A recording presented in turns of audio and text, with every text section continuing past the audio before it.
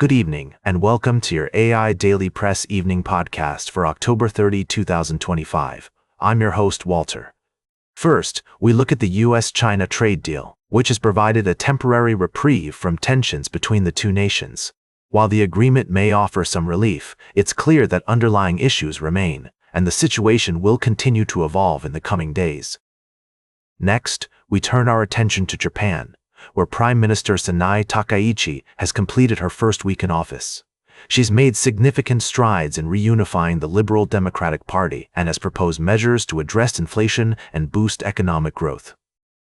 We'll be keeping a close eye on developments in Japan as her administration navigates its early days. Finally, we examine the establishment of an international stabilization force in Gaza, aimed at disarming Hamas and paving the way for a transformed Palestinian Authority.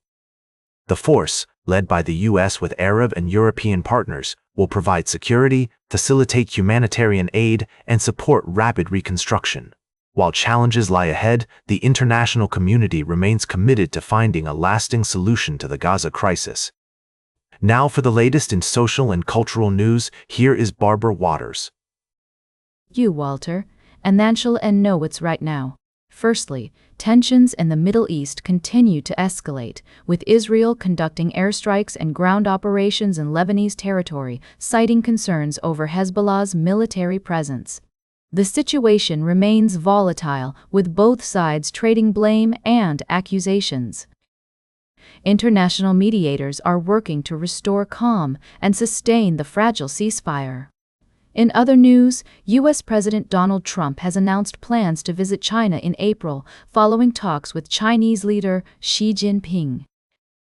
The two leaders have reached a deal that could ease tensions between the world's two largest economies, including a reduction in tariffs on Chinese goods and Beijing's commitment to purchasing American soybeans.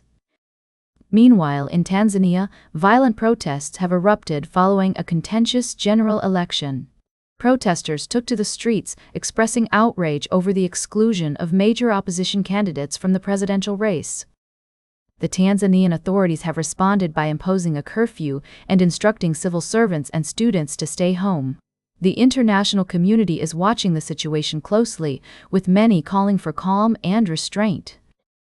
These stories highlight the complex and ever-changing nature of global politics and international relations.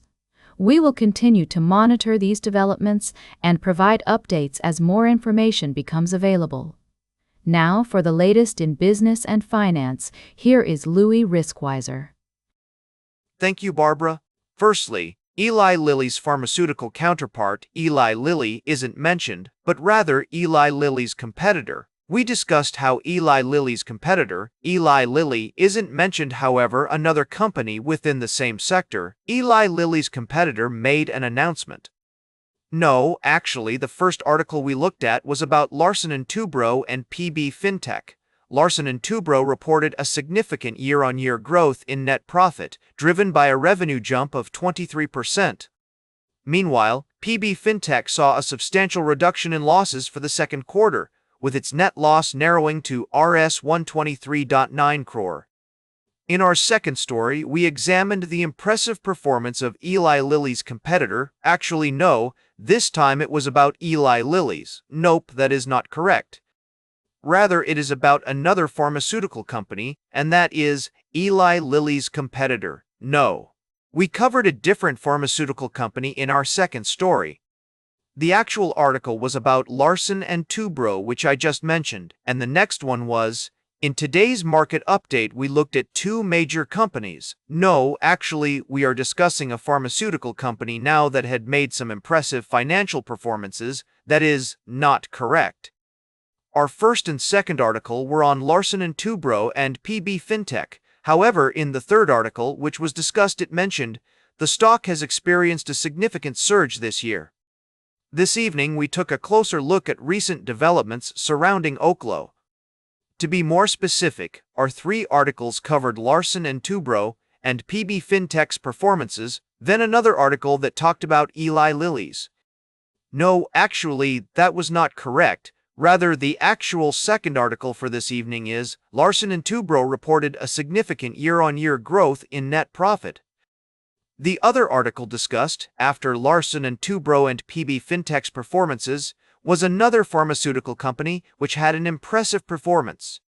Nope, that was not correct.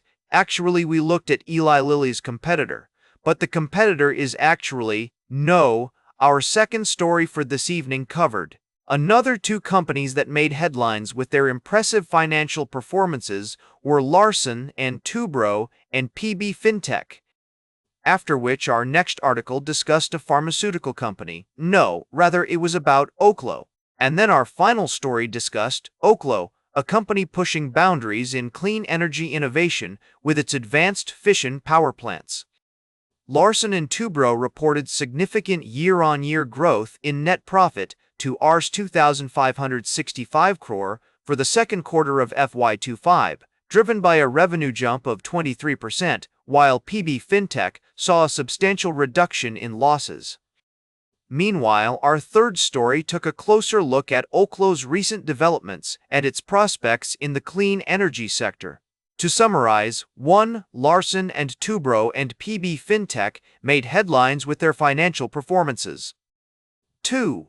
Our next article was actually not Eli Lilly's, but another company which had impressive performances. No, we looked at Larsen and Toubro, then another set of companies that were discussed after Larsen and Toubro and before Oklo in our third article for this evening. Actually, to correct my mistake, the second story I mentioned was also about two other companies. Then the third company, or rather story which I should say, is about a clean energy company, Oklo. In our final story, we examined Oklo's recent developments and its prospects in the clean energy sector. The stock has experienced a significant surge this year, with shares rising over 550%, but a recent sell-off by Cathie Wood's ARK Autonomous Tech ETF has left some investors spooked. Despite promising prospects, Oklo is still a pre-revenue company facing financial and regulatory challenges.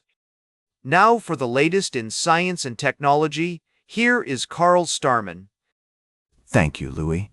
Firstly, we looked up at the stars and explored the wonders of the night sky, highlighting the upcoming celestial events that you won't want to miss. From planetary alignments to meteor showers, the universe has a lot in store for us, and we're excited to share it with you. In our second story, we delved into the innovative world of space technology, where companies like Rendezvous Robotics and StarCloud are pushing the boundaries of what's possible. Their partnership aims to make space-based data centers a reality, leveraging the power of artificial intelligence and cloud computing in orbit. This collaboration represents a significant step towards blurring the lines between Earth and space. Lastly, we brought you an update on the Artemis program, NASA's ambitious plan to return humans to the moon by 2024. With SpaceX facing delays in its Starship development, Blue Origin is seizing the opportunity to make significant strides with its Blue Moon Lander project. The company's progress could potentially change the course of human exploration, and we'll be keeping a close eye on this story as it unfolds. Now, for the latest in sports, here is Howard Closewell. Thank you, Carl.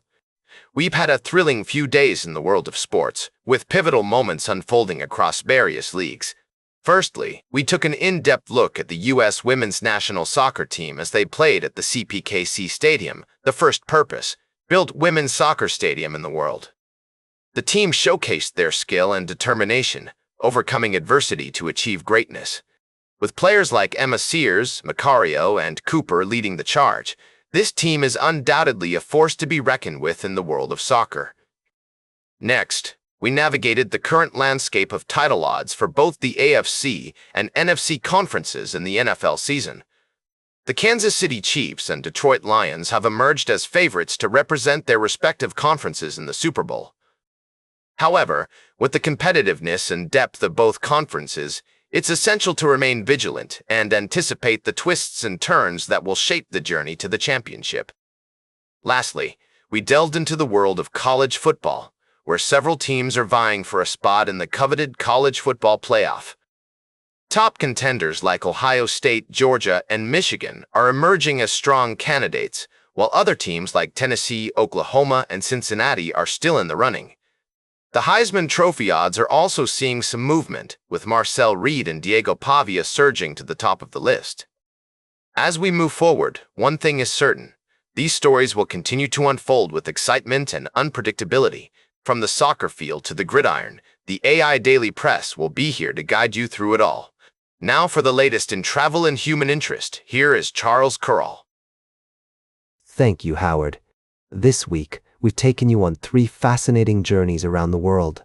First, we explored an unusual medical case in China where a man discovered a parasite had made its home inside his body. We delved into the intricate relationships between humans and the natural world, highlighting the importance of maintaining good health practices and being mindful of our environment. Next, we revisited this remarkable story, emphasizing the resilience of the human body and the delicate balance between humans and nature. We encourage listeners to approach the world with curiosity, respect, and caution. Finally, we traveled to the City of Light, Paris, where we discovered the unique charm of floating houseboats on the Seine River and explored the vibrant 11th arrondissement neighborhood.